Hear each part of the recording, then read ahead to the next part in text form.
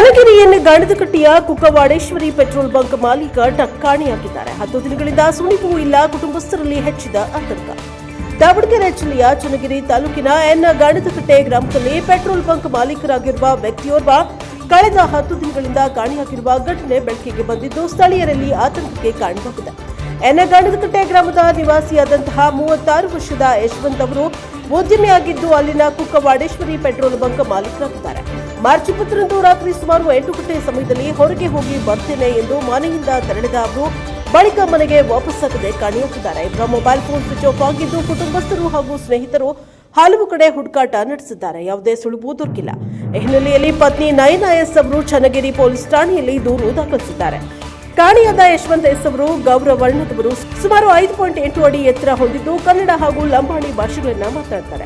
ಮನೆಯಿಂದ ಹೊರಡುವಾಗ ಪ್ಯಾಂಟ್ ಹಾಗೂ ಶರ್ಟ್ ಧರಿಸಿದ್ರು ಎಂದು ತಿಳಿದು ಬಂದಿದೆ. ಈ ಕುರಿತು ಚನ್ನಗಿರಿ ಪೊಲೀಸ್ ಠಾಣೆಯಲ್ಲಿ ಪ್ರಕರಣ ದಾಖಲಾಗಿದ್ದು ಪೊಲೀಸರು ತನಿಖೆಯನ್ನ ಮುಂದುವರೆಸಿದ್ದಾರೆ.